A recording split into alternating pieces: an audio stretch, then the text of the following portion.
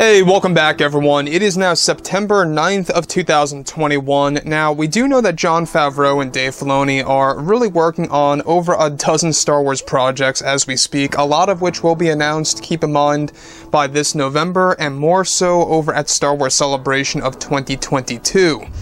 This is Mike Zero. Make sure to subscribe if you're new to the channel for future Star Wars updates. By the way, guys, I am on Twitter at Mike01 if you guys want to go ahead and check me out on there. I do post a couple of fun things and interact with you guys.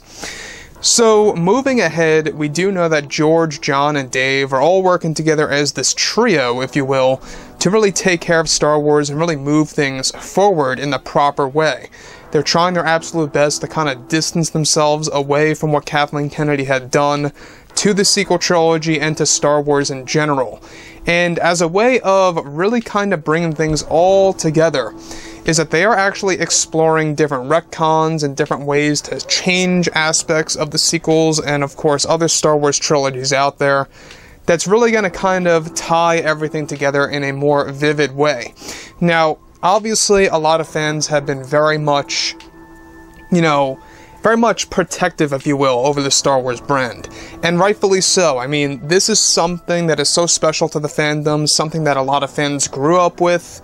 Whether you grew up with the prequels or the originals, whatever it may be, a lot of fans out there support what George Lucas did for those 6 movies. The sequel films, it's going to be interesting exactly how the fans view them 10, 15, 20 years from now, looking back, and where Star Wars is going to be at that time by John and Dave. Again, we are entering the golden age of Star Wars by 2022. This is where it's all going to begin with Mando Season 3, Kenobi, Ahsoka, and more. So, with that being said, what's really intriguing has everything to do with what John and Dave are actually doing with George Lucas right now. This may be a little worrisome to some fans, but we'll get into it. So, with both Disney and Lucasfilm now focused on their new Star Wars movies and TV shows, both Jon Favreau and Dave Filoni are currently developing The Mandalorian Season 3, and also focused on the Ahsoka Tano series, starring Rosario Dawson. Currently, however, Disney is actually said to be making drastic changes, mind you, to the entire franchise. It's described that currently Disney CEO Bob Chapek is working closely with Bob, of course, with both Favreau and Filoni, on creating a massive retcon to the Prequel Trilogy movies by George Lucas, and that George Lucas is said to be involved with this retcon to the Prequel Trilogy movies. Bob Chapek is overseeing all of this as we speak. Now, further, it's noted that this major retcon is said to be inserted into a new Star Wars TV show that is in fact planned for 2023 and will be announced over at Star Wars Celebration that is going to deal with Darth Plagueis.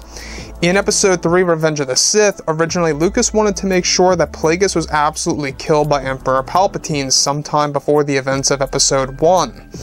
However, this new retcon is set to actually hold the events, of course, before Episode 1.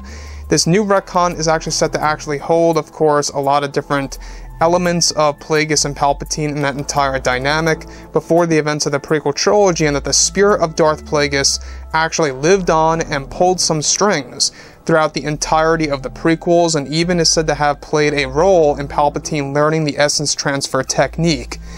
Now, this retcon is set to actually be described in future books and TV shows that Palpatine striking down his master in his sleep was a test for his apprentice to actually fulfill his destiny as the one and true Sith Lord, and that in nature, the only way for Plagueis to fully learn the essence transfer technique would be for himself to be killed by somebody.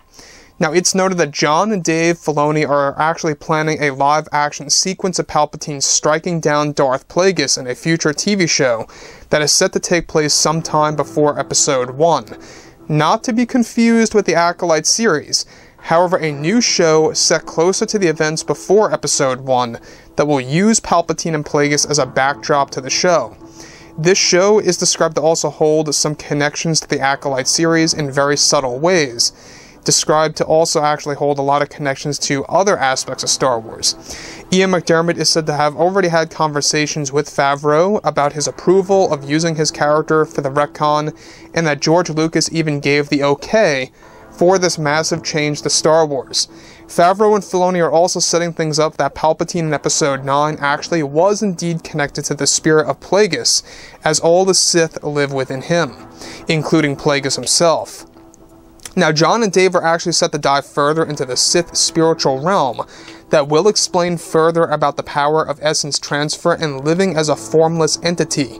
Lucas is said to be very excited for the live-action creation of Palpatine striking down his master, and the changes it will indeed bring to the prequels, and how fans see how Palpatine essentially lied to Anakin in a totally different way. Now, here's the thing about this. I am very on edge about this. I'm not quite sure if this is a good or bad thing for the franchise. I honestly feel just keep things as they are. It's not a big deal, you know, leaving Plagueis dead and having his spirit not live on.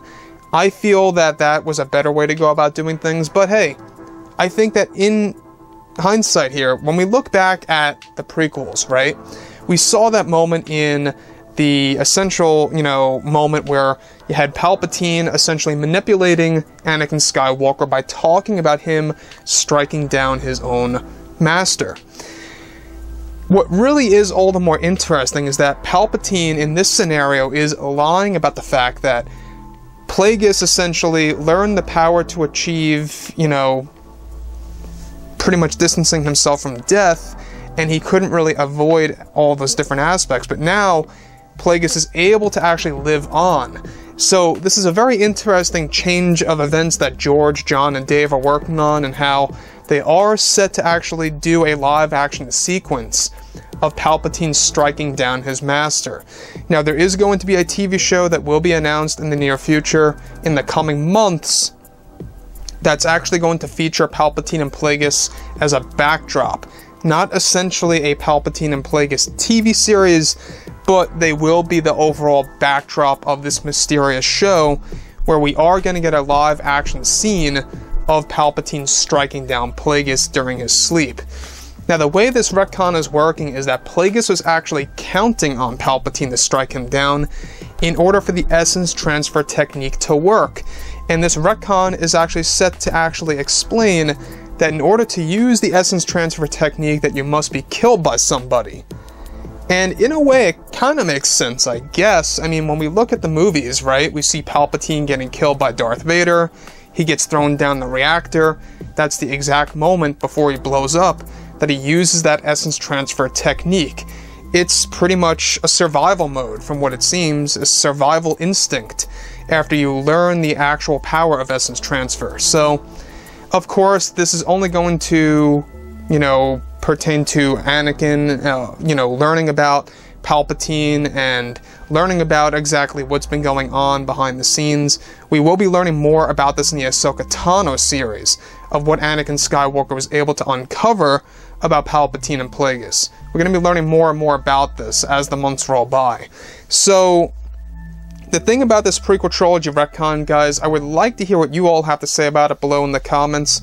And if you guys did enjoy the content for today, do make sure to drop a thumbs up on this video to support the channel. I thank you all so very much for the kind support, and I'll catch you guys next time.